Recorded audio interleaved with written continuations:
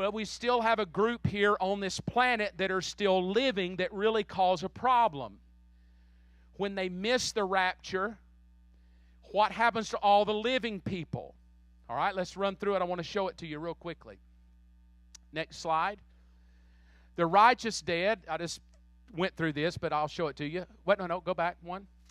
The righteous dead, the spirit's immediate with God. The body waits for resurrection at the rapture of the church. Okay, next one. The unrighteous dead, the spirit of the person is held in chains, and the body is resurrected at the great white throne judgment into the book of Revelation. Next one. The righteous living, that's your spirit and body, you're changed at the rapture. God comes back, Jesus comes back, you've heard it. This is not when he comes back riding with the armies on a horse. That's his second coming. The rapture is when he takes his church away so he can deal with his Jewish people during this period we would call the tribulation. So my belief, I'm a pre-tribber. I don't believe I'm going to be around. I don't believe I'm going to go through it. I believe God's going to come down and take me. So if you're a mid-tribber, post-tribber, pan-tribber, no-tribber, I don't really care. I'm happy for you. But I'm planning on going on and getting there a little ahead of time. So that's my belief. Maybe I'll teach you about all that one day and we can figure out where you fit.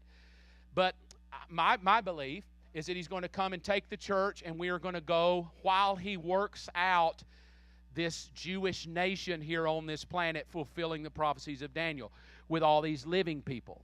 All right? Now, the unrighteous living enter the millennial kingdom after the tribulation period, and it's just based on how they treated the Jew. Now grab this. This is important. And hang with me a minute. And I can already tell you we're not going to get through, so I'm just going to throw the fodder and then let you go home and study. All right? Whet your appetite a little bit. The rapture comes, and the church is removed from the earth. We've dealt with dead people. They're dead.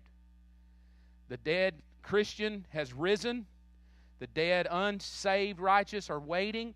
But all the living people who did not serve God, were not his church, are here. They enter into a period called the tribulation period. If they receive the mark of the beast, you all have seen the movies, 666 on their head or their forearm, then they're forever thrown into the lake of fire at the judgment at the end. You cannot get into the kingdom of God if you take the mark. So all during this period of 7 years, people will be beheaded, killed, murdered, because they turn to serve Christ in this 7-year period. They turn and decide they want to serve Christ.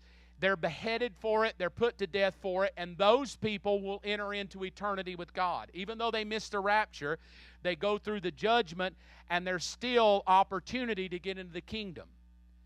So all through, if you read Revelation, it's a very tragic what begins to happen. The plagues, the diseases, all of the things that begin to be poured out, the wrath of God is poured out upon the earth. But there are nations all over this earth as this is going on.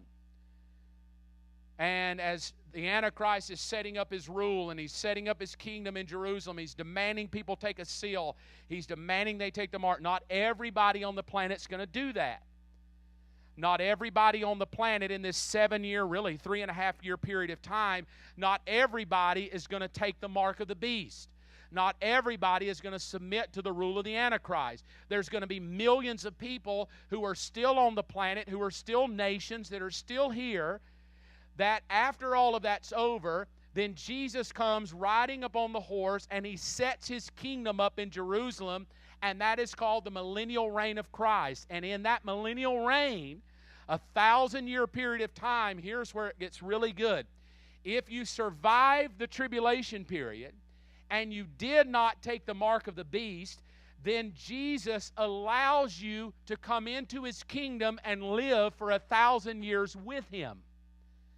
This is Matthew chapter 25, where he says he will take the nations, the goat nations and the sheep nations, and he will say to the goats, you can't come in, and he will say to the sheep nations, you can. And the nations say, how? When did we see you hurting? And he said, when you did it to the least of these, you did it to me. When you did it to me, I'm going to let you in.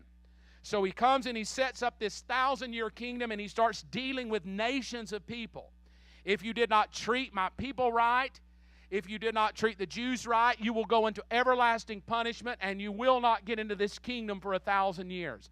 However, for those nations that took care of my people, that took care of the Jewish nation during this tribulation, I will open the door, and you will be allowed to live with me in my kingdom for 1,000 years.